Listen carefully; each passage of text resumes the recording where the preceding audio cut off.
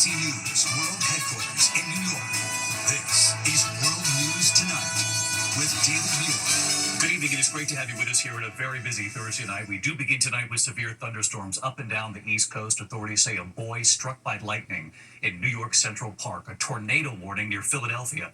Ground stops at major airports. More than 500 flights canceled. And as we come on the air tonight, hundreds of thousands are now without power. Lightning, damaging winds more than 60 miles per hour, and heavy rain moving up the I-95 corridor. Some of those storms slamming New York City seen moving in over the Manhattan skyline and across the East River there to the Brooklyn waterfront. Police say it was a 15-year-old boy who was struck by lightning in Central Park. Tonight they say he is alert and conscious. The system spawning at least 12 reported tornadoes damaging a sports park in Jacksonville, Illinois. And massive flooding as well, shutting down I-40 in both directions. This is right near the North Carolina-Tennessee border. And right behind these storms, more than 200 million Americans bracing for extreme heat. It'll feel like 105 degrees right here in New York City. Lee Goldberg has the forecast. He'll take us right through it. And ABC's Stephanie Ramos tonight with the images. She's right here in New York City. Tonight, a severe weather system sweeping into the Northeast, bringing potentially damaging winds and flooding. Storm cells dumping buckets of rain on New York City late this afternoon. We're getting a couple calls at Fifth Avenue and East 96 and someone struck by lightning. Coming in the park. Police saying a 15-year-old boy was struck by lightning in Central Park, near Manhattan's Upper East Side, adding he was alert and conscious after the incident. The storms forcing ground stops at airports in Washington, D.C., Baltimore, and Newark this afternoon. Hundreds of flights canceled, thousands delayed. Winds gusting to more than 60 miles an hour. More than 500,000 households without power in the Mid-Atlantic and Northeast. The system leaving a trail of damage as it crossed the central U.S. Heavy rain and winds downing tree limbs in Indianapolis. Right there! Oh! At least 12 reported tornadoes across 4 states since Wednesday afternoon. This section of I-40 near the Tennessee-North Carolina border inundated by floodwaters. Authorities say it'll be closed for at least 2 weeks. David, here in New York City this afternoon, we've had spells of extreme heat alternating with those powerful storms. Much of the Northeast expecting similar conditions tonight. David. Stephanie Ramos here in New York. Stephanie, thank you. Let's get right to Chief Meteorologist Lee Goldberg of our New York station, WABC, tracking it all. Lee, these storms right into the evening and right behind it, dangerous, extreme heat. David, skies are darkening behind me right now. Within the hour, we're going to see these storms get into New York City. There are severe thunderstorm warnings over parts of New Jersey right now. A volatile afternoon in the Mid-Atlantic, and it continues in the evening, all the way from Virginia up to Maine. 60-mile-per-hour gusts. There have been some damage, lightning strikes, homes, injuries. We have to deal with this through the early evening hours. Tomorrow, the severe weather is going to shift to the northern plains and the Midwest. In the severe zone is Bismarck and Fargo and Aberdeen for destructive winds and large hail. The front causing those storms, it lifts to the north. It opens the floodgates for the heat as we go into the weekend. It'll feel like 108 in Omaha, 106 in Minneapolis on Saturday. Blazing heat that spreads into the Northeast over the weekend. We're talking triple-digit feel-like readings in D.C., New York, and Boston. It's the start of a heat wave into next week. Probably record highs as well. David? Yeah, extraordinary feel-like temperatures there. We'll have to take this very seriously, Lee. Thank you. Return now to the new statement tonight from President Trump on Iran. The president huddled with his national security advisors in the Situation Room for the third day in a row now. His new timeline tonight for any possible direct action against Iran.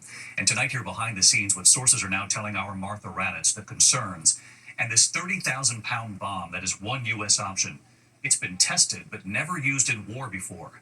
But first, Mary Bruce with what the president is now saying about any potential direct U.S. action against Iran. For the third day in a row, the president hunkered down in the Situation Room, deciding whether the U.S. will take direct action against Iran. This was the official statement afterward, read in the briefing room. I have a message directly from the president, and I quote, "Based on the fact that there's a substantial chance of negotiations that may or may not take place with Iran in the near future, I will make my decision whether or not to go within the next 2 weeks." I asked the press secretary if there's no progress in the next 2 weeks, does that mean the U.S. will bomb Iran? Is he saying that if Iran does not come back to the negotiating table within the next 2 weeks, that the president will strike? The president is saying that he will make a decision whether or not to go within the next 2 weeks. It's very clear and direct. Is he seeing any signs of progress? He obviously is holding out hope for negotiations, but is he seeing any inklings of progress that give him that hope that talks are still possible? Well, that's why he said in the statement that I just read for all of you, based on the fact that there's a substantial chance of negotiations that may or may not take place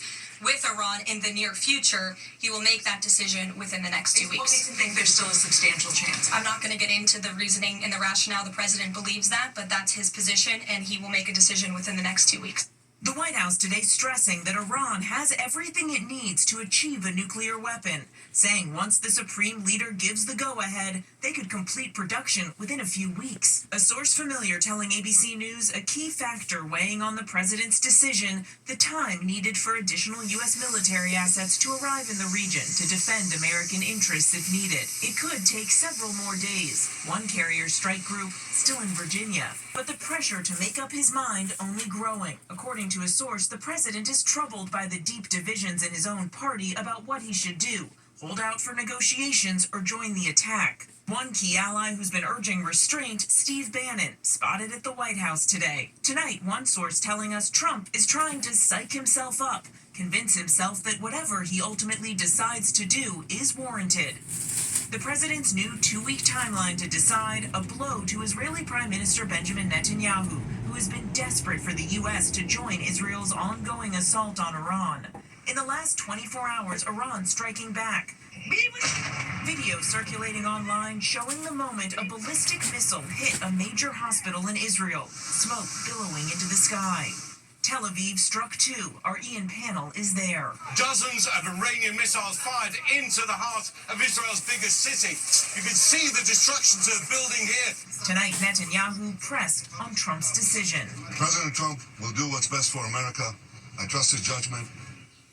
And David, all of this is coming as European leaders are expecting to meet tomorrow with the Iranians in Geneva. One senior official telling us tonight the president hopes this 2-week timeline will, quote, give the Iranians some room to come to their senses. But David, make no mistake, the president still has this high-stakes decision to make, and he's now given himself a deadline to make it. David. Mary Bruce asking questions there in the briefing room today. Mary, thank you. Let's get right to Martha Raddatz with new reporting as well tonight. We heard Mary report there, Martha, that part of the calculus here includes the fact that the U.S. is still rushing assets to the region. And Martha, something you've been reporting on today, this 30,000-pound bomb. We know it's been tested, but it's never been used in war before. Exactly, David. This bomb, the Massive Ordnance Penetrator, or MOP, can only be delivered by the B-2 stealth bomber. The 30,000-pound bomb can penetrate deep into rock and has been tested successfully numerous times, but has never, ever been used on the battlefield. The U.S. has used the smaller Moab, the 22,000-pound bomb, with success, blowing up caves in Afghanistan. But if the president decides the U.S. will hit the Fordo nuclear facility, it will be the first time it has been used.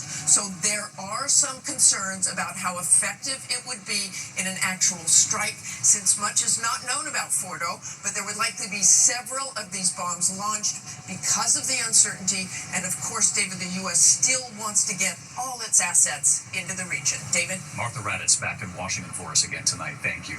Now to that dramatic explosion of a SpaceX rocket ship during a pre-flight test in Texas. Look at the images tonight. The Starship on the test pad erupting into a ball of flames, the explosion rattling homes miles away. And tonight, what SpaceX CEO Elon Musk is saying about the blast. ABC's Maria Villarreal in Texas tonight. Tonight, the stunning images from a SpaceX pre-flight test. Whoa! No! The Starship erupting in a series of massive explosions. Ship 36 just blew up. Those staggering flames filling the South Texas sky. SpaceX was preparing for a routine static fire test, loading fuel before igniting Starship's engines. They believe a pressurized tank exploded, setting off a series of blasts. Fire department inbound. The test site has already been cleared and there were no injuries. You can still hear some of the popping. Although it's not yet known how much damage was done to the launch area. Oh my God, I'm shaking. SpaceX was preparing for Starship's 10th flight test. The previous 3 ending with explosions. Here, blazing debris streaking across the sky in the Caribbean after one Starship experienced a catastrophic failure. The incident forcing flights to reroute, the FAA requiring SpaceX to investigate what went wrong. David, early this morning, Elon Musk seemed to refer to this explosion as, quote, just a scratch on social media. But, Starship's success is crucial to his eventual goal to try and send humans to Mars. David? Those were extraordinary images today, Maria. Thank you. Now